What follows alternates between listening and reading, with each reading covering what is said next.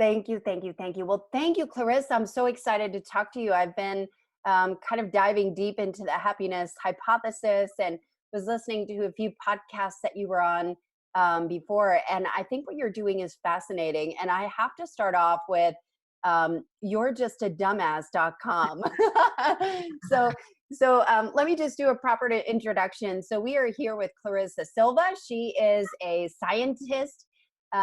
She's a behavioral scientist and researcher and has something called the happiness hypothesis, which I'm very interested to learn a little more about.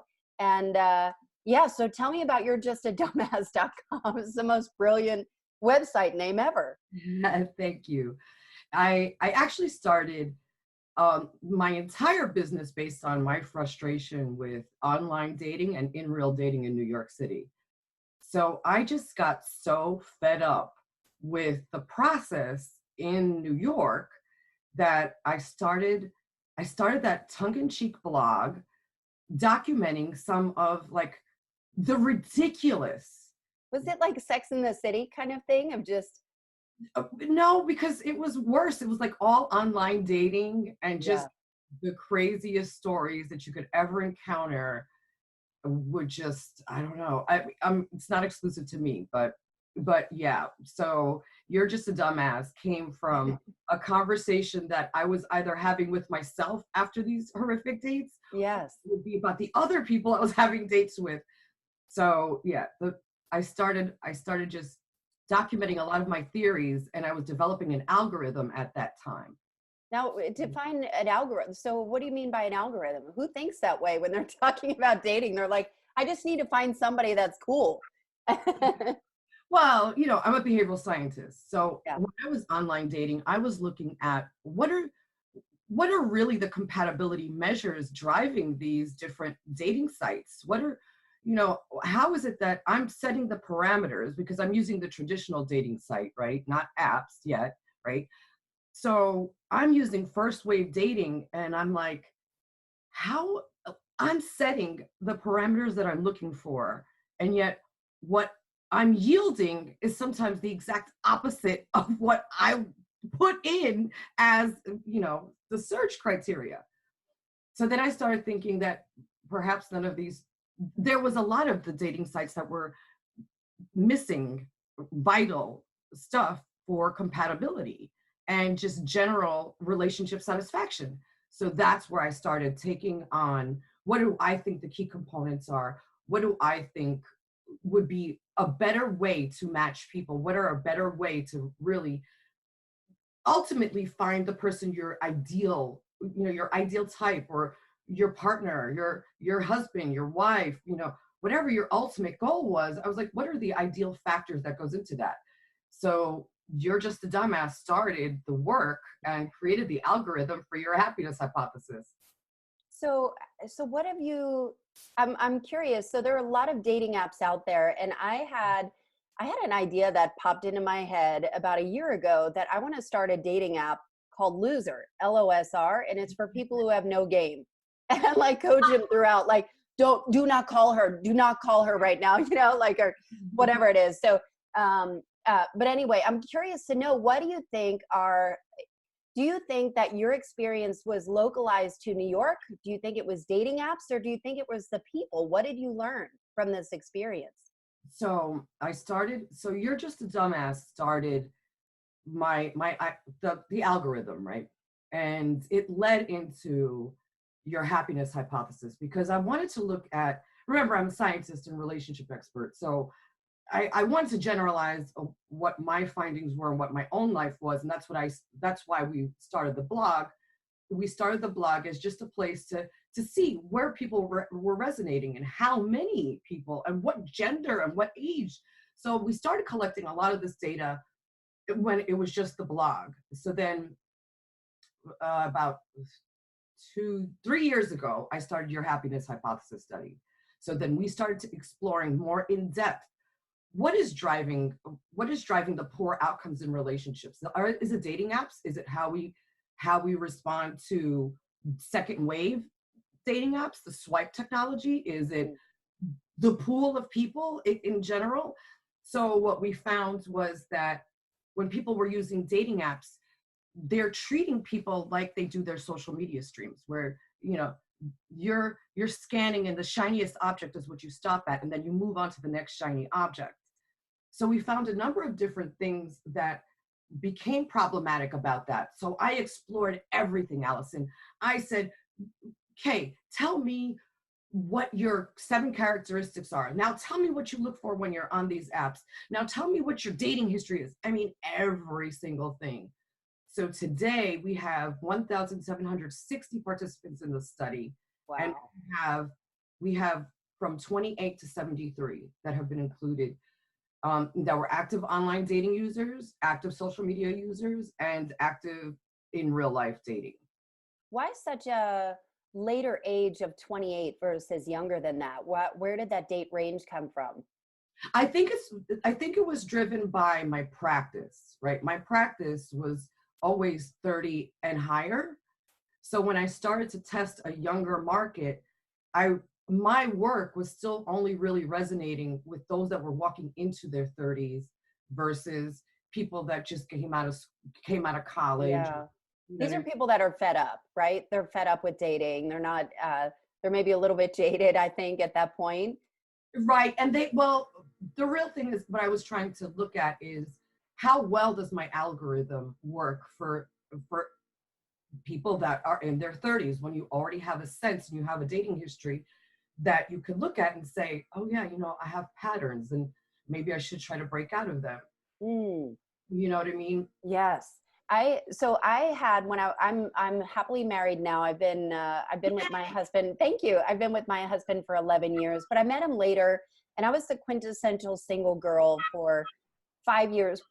Excuse me, prior to that. And um, I actually went to a relationship coach, and I would get in these Good. relationships where I would meet these guys that were great, but they weren't, like, there was something off, like I knew that they probably weren't the one for me, but they checked a lot of boxes. We had a good time, but they weren't committing to me. They were just, like something was always off.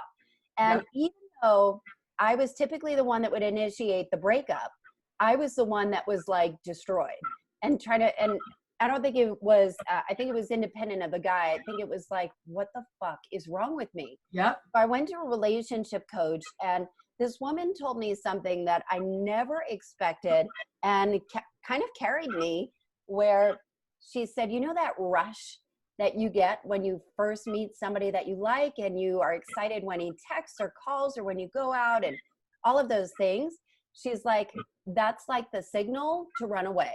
And I was like, what do you mean? I love, like you crave that Right. rush. And she said, that is your pattern. And that if you're going to break that pattern, you need to find somebody that maybe isn't, you're not going to be so caught up in, because when you're caught up in that, I don't know if it's melatonin or whatever, that it's not melatonin, serotonin, Dopamine. Yeah, yeah. dopamine, Yeah, yeah, yeah. that your judgment is clouded. Mhm. And do you agree with that? What are your thoughts on that? Is that something that you practice? Okay, so that is what's interesting is I now took my algorithm and created a 6-week program, right? Okay. So what I found is exactly everything you're saying. Sometimes desperation was driving selection, poor decision making history drove a lot of selection.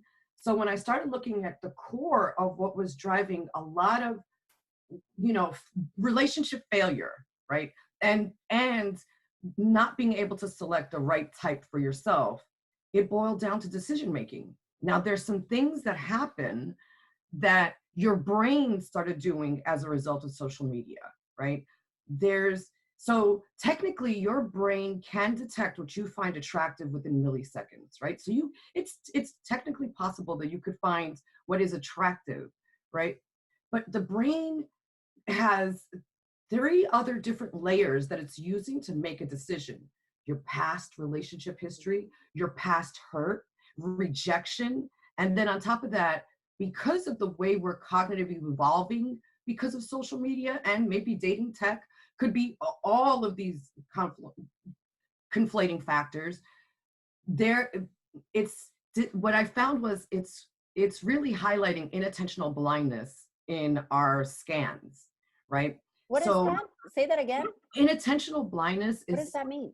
it means that your brain can detect what's attractive, but it'll start to dismiss other parts, Mm. other elements of the data. So in gaming, this theory is used to explain why, you're focused on your target, you're zoning in on your target, and then you're blindsided and somebody kills you because of that inattentional blindness. What you're ascribing into that search and what you think is attractive is dismissing possible viable candidates.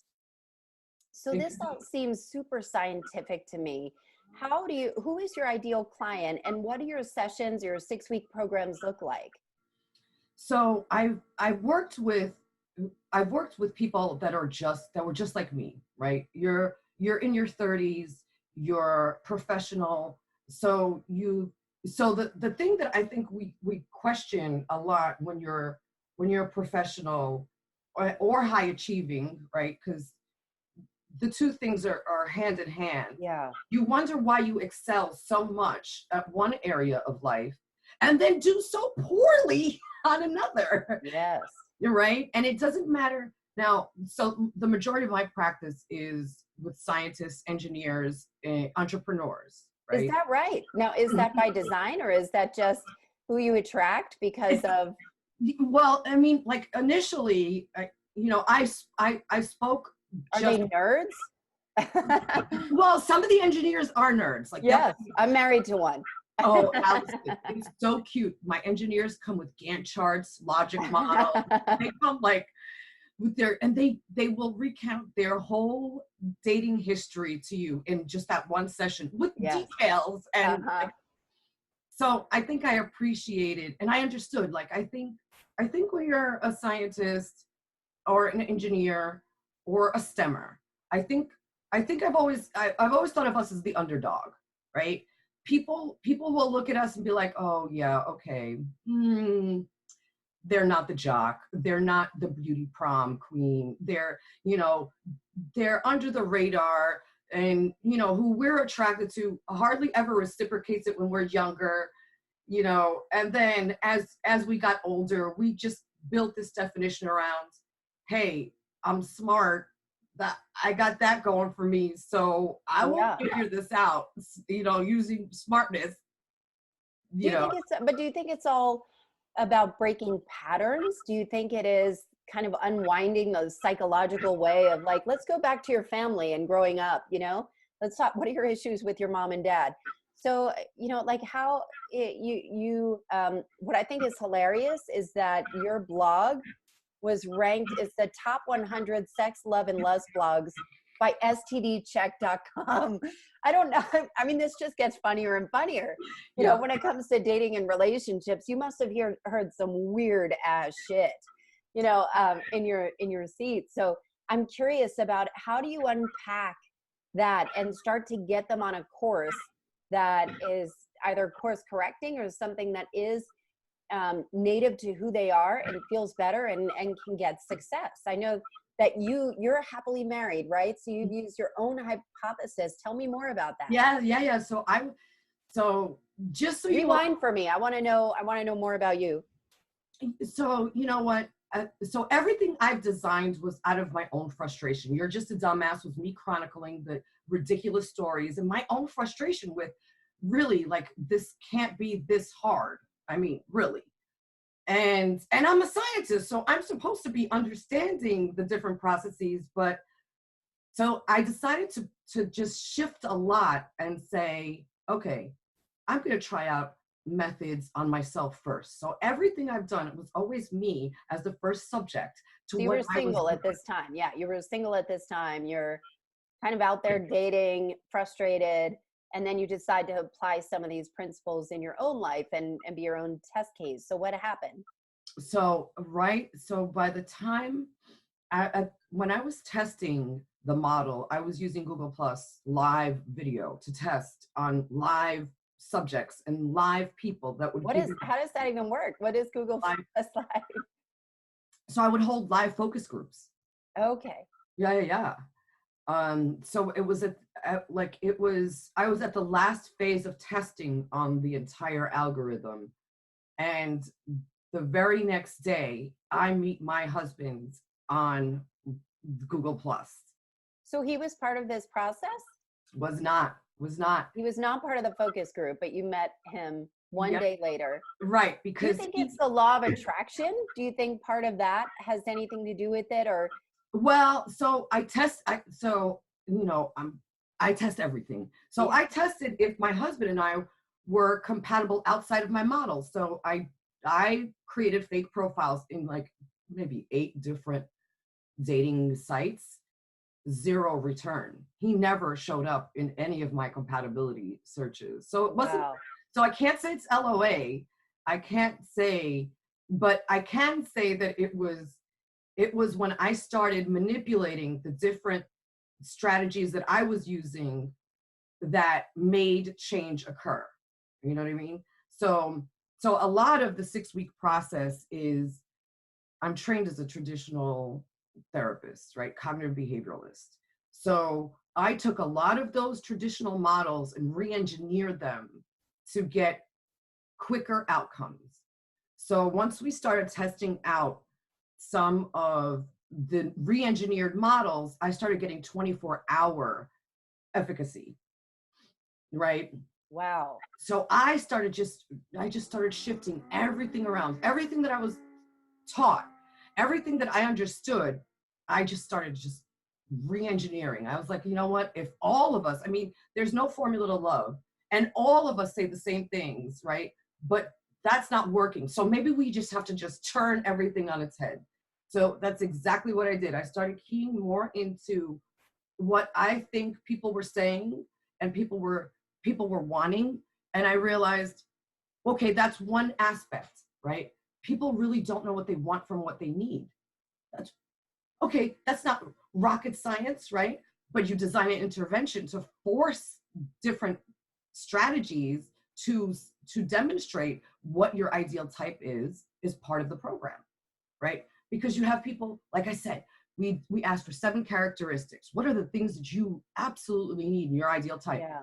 But then when they went into the apps, they were only selecting based on 1 or 2 of those characteristics. Why is that? What do you think that is?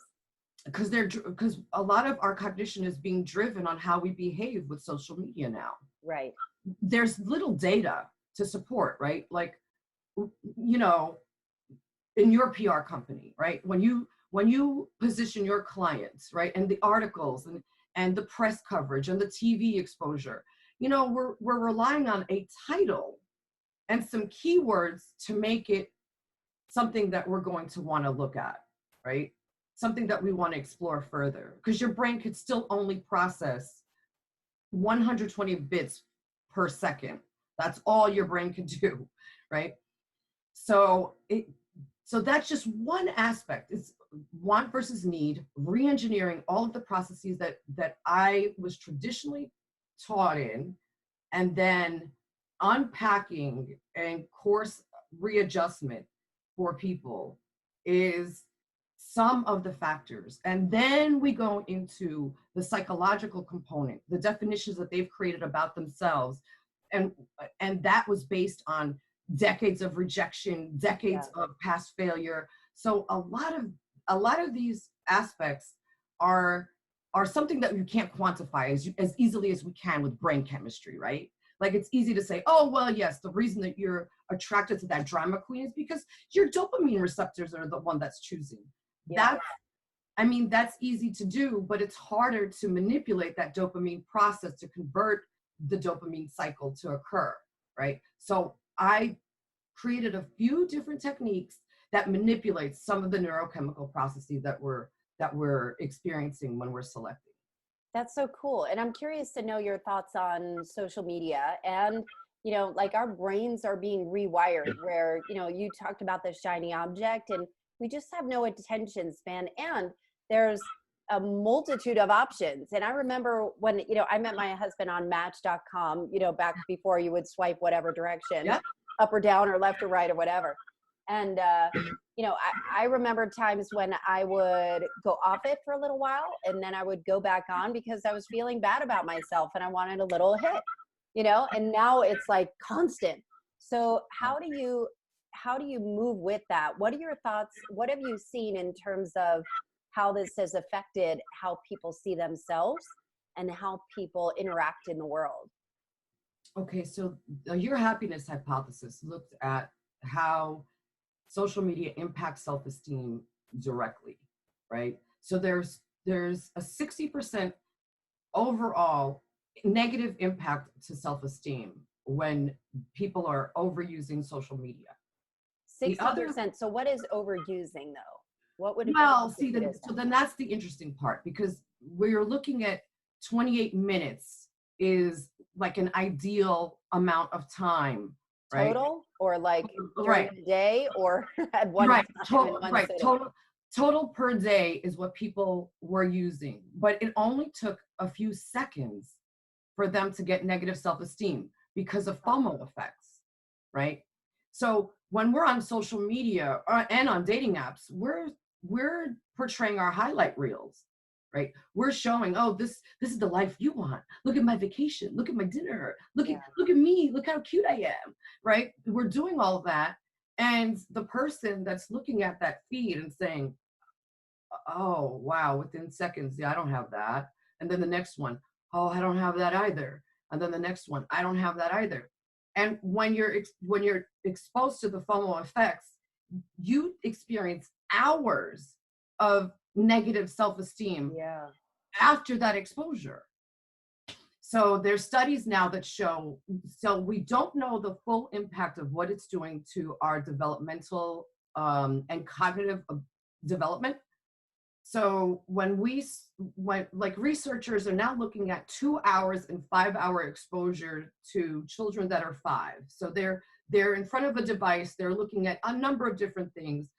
The 2 hours or 5 hour exposure didn't make a difference. They were already developmentally delayed when you Wow. compared to no exposure.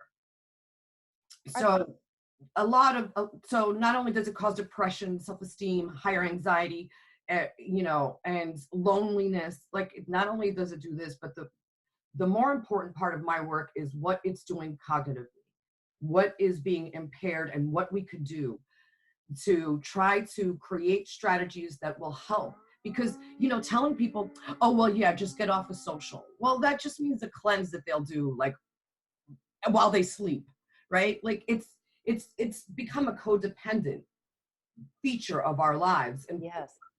so we have to work around different aspects. But I'll tell you what alarms me is pre-dementia is now being diagnosed as early as 30, and that started making me very, very, very, very concerned Is that about tied to social media? it's tied to devices. It's tied Devices. to Right, right, right. our codependence on devices. It's not just social media, because dating apps produces its own level. So we never got a chance to talk about this part. There's a dating app paradox effect that happens that will not help you decide. So what it's doing is creating this overabundance of choice, but a cathexis on who's viable, right? So it's making you think, I have all of these options, but then you can't choose down on a single thing to decide, okay, is this person worthy to go on a date with? Is this Or person? is somebody not choosing you? I mean, I'm wondering about, you know, um, I heard you talk in another podcast about, you know, not settling, but I wonder, there are some people that kind of have overly high expectations that probably could never get, guys that could never get this super hot blonde young cheerleader, like in their Yeah. total, like, so I wonder how you kind of balance that too, of managing expectations and figuring out not only who they are, but who they need, who they want, who's going to be best for them. How do you address that? Well, that's one whole phase of the 6 week program, right? The intervention. So first, I let everybody tell me, what is it that you want, right? During our baselining and our screening, tell me what you think you want, and tell me how you have fared with that throughout your life, right? Because Men will change their definitions based on rejection. Women change their definitions based on past history failures. So so women will take past relationship failure, walk into the new thing and say, yeah, I don't want to experience that kind of person ever again. So their baseline becomes, look, I'm looking for someone that, let's use the extreme cases, which is exactly how their own logic works. Okay, I just walked out of a domestic violence relationship. Guess what my primary and main goal is? No domestic violence, which is kind of like the basic baseline that you should just be expecting. That becomes the primary way of who they search for. Men base it on rejection. Okay, the tall blonde cheerleader rejected me all throughout high school. Now, you know, I'm 40. I'm still going to try for this model, but it rejected me. If it rejects me again, I'm going to try for the brunette. Like, right. You know what I mean? They will constantly, because men collect, see, they treat dating like it's a social experiment, right? They collect stats in their brain based on rejection. They're prepared for rejection more than women are, right? Women, we always want to see the betterment of people. We always give opportunity to people, and for a lot longer time than men do, right? And women tolerate a lot more dissatisfaction in relationships than men do, right? And that's partially one of the main reasons that 80% of the divorces are filed by women. Wow. You know? So yeah, so I'm sorry. No, go ahead. I could talk forever about so we start by having people tell me, okay, this is what you say you want. This is what you like. All right, now we're going to test it. We're going to test it in the real world. I want you to use online and in real life and come back and tell me what those experiences were.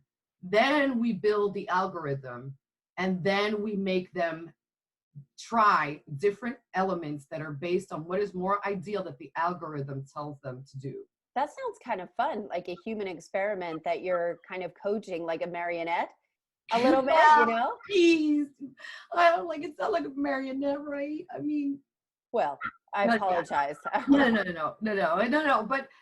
But listen. Well, to have somebody guiding you, you know, like you're out on a date by yourself. It's kind of like having a little thing in your ears saying, no, go left, not go right. You know, and that's got to be kind of exciting to feel like you have a witness in this process that's going to help you guide, you know, maybe disrupt some of your own patterns that have gotten you in places where you're not happy and you're not with the one that you should be with, if that's what you want.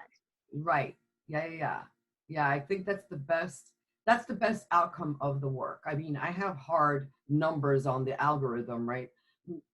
97% efficacy is what we have had consistently for 2 years. Wow, that's crazy. My work has been translated in 14 languages now. I entered 20 different markets in 2 years.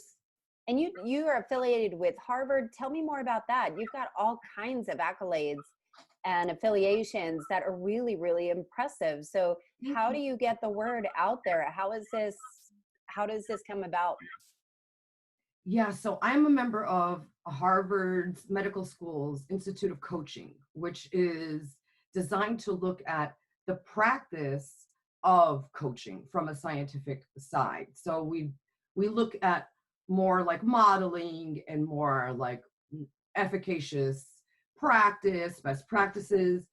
So it's just looking at like the science of coaching, right? But I was trained at the University of Michigan, and you know, a lot of what I did was due to Michigan, the fellowships I gained, and you know, and everything that I worked on really was because of that training at Michigan. So tell me about that. You don't believe in self-love. What does that mean? Okay, so you know how everybody loves to tell you, oh, you have to love yourself first to love other people. Yeah. So these are the, listen, I know you're going to think I'm nuts, but this is the practical side of it, right? the practical side is when I ask people, self-love is based on self-prioritization, right? So when I ask women mostly, well, do you put yourself above others? Do you Are you completely honest with yourself about some of your decisions and how that impacts you, not others? So when you start asking about how often do you practice self-care, like when you look at yourself as a priority, and then if you answer none of the above, then that to me would say, oh, then you lack self-love. How many But people are that self-aware though? mm, well, that's the other things. I do think that we do lack a lot of self-awareness, but people are aware when they feel like overburdened in life, like they're always second, they're always third. They're like, women will they even deprioritize their health a lot more than men, right? So that's the true definition of self-love, is having those components available to you and that you practice them. Now, so when we don't prioritize ourselves, when we don't do any of these things, does that mean we can't love? No, right? So here's the ridiculous example I give. Okay, listen, Charles Manson and Ted Bundy, sociopaths, lack empathy, serial killers, they got married while they were in jail. Insane. So they lack self-love, they lack empathy, they're sociopaths. So you don't really like self-love. Just like a lot of the theories that we use to describe love are just so antithetical to what is really occurring. There's no love at first sight, and love actually takes decades. Do you believe in love at first sight? Well, love at first sight happens, but it's a chemical reaction. It's not, okay, this is an indicator of my husband, this is an indicator of my wife. Yeah. It happens, but there's a biological process that's happening. There's a neurochemical process that's happening. And that could be triggered just because the person said a few things that you've always wanted to hear. It'll happen. And it doesn't mean, oh yeah, run down the aisle with that guy, run down the aisle with her. Like, yeah. It doesn't mean that.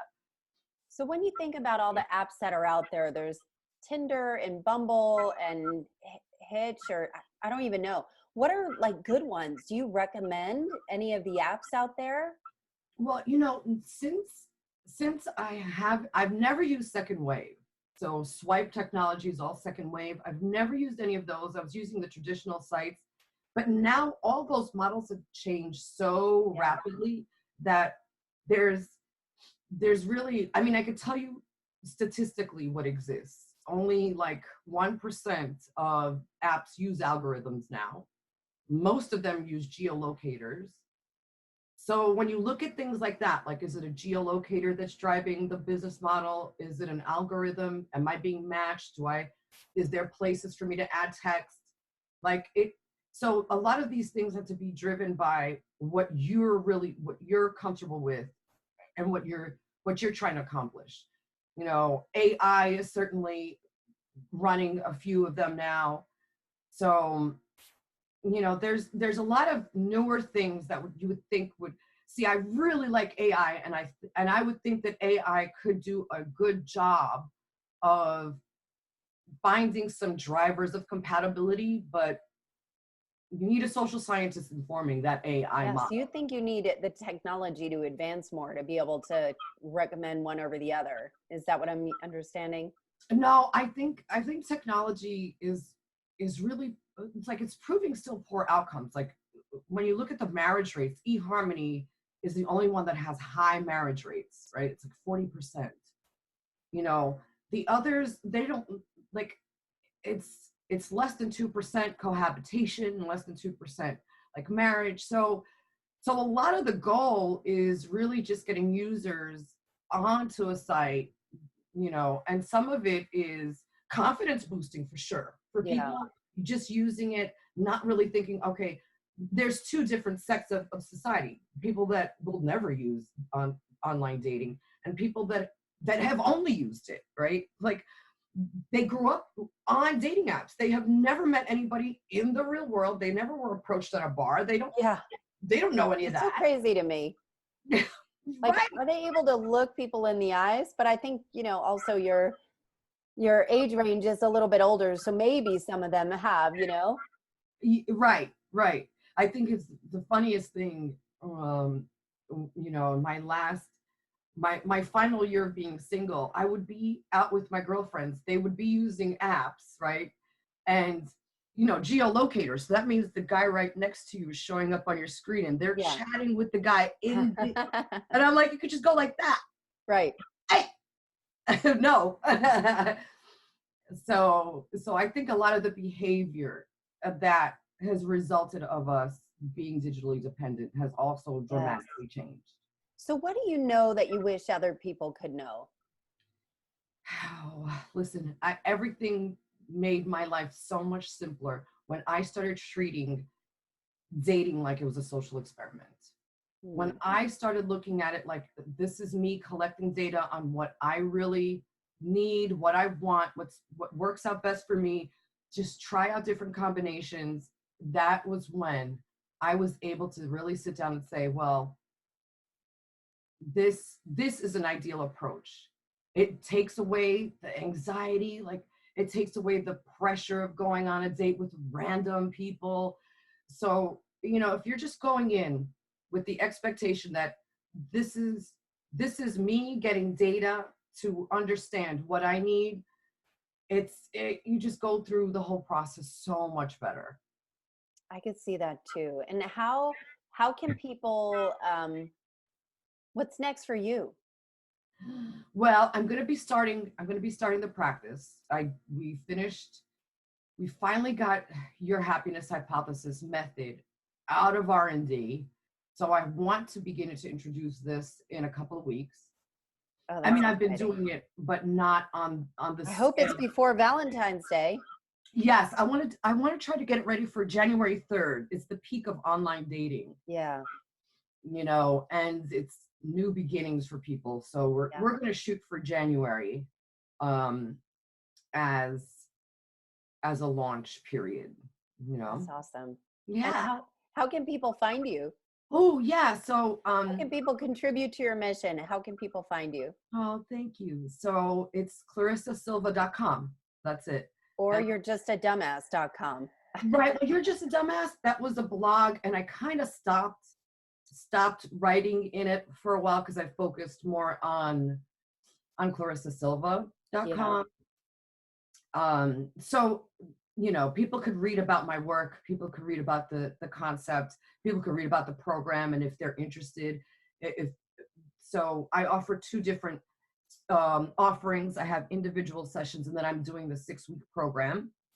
So for anyone that is Allison's fans and listeners, I'll reduce our individual sessions by $100 for the Oh, initial. that's great. What are the costs? What are their cost ranges? Okay, so initial consultation is $750 an hour, Wow. and the 6-week program is 10,000. Wow. But I Mm-hmm. guess if you've got what was it? What was your success rate? Is like something outrageous. 97%. Wow. Yeah, That's amazing. 97%. Well, it's the program has 97% efficacy. It reduces anxiety, it reduces depression, and I'm working on brain health now within the program too. Brain health. Hmm. I guess that's where you talked about the pre-dementia. That's Yes, amazing. yes. I want to work on cognition and improving people's cognition. Like within the program too, it's already built in. You're the So most excited scientist I've ever seen. yeah. I Okay. love it. Thank Well, you. good. Well, thank you so much, Clarissa. It's been such a pleasure talking to you. I can't wait. I'll link everything up in the show notes, but happy New Year, happy holidays to you. This is Happy holidays, exciting. New I Year. can't wait to follow your journey. Thank you so much, Allison. I really appreciate Sure. this. I'll talk soon. Bye. All right, bye-bye.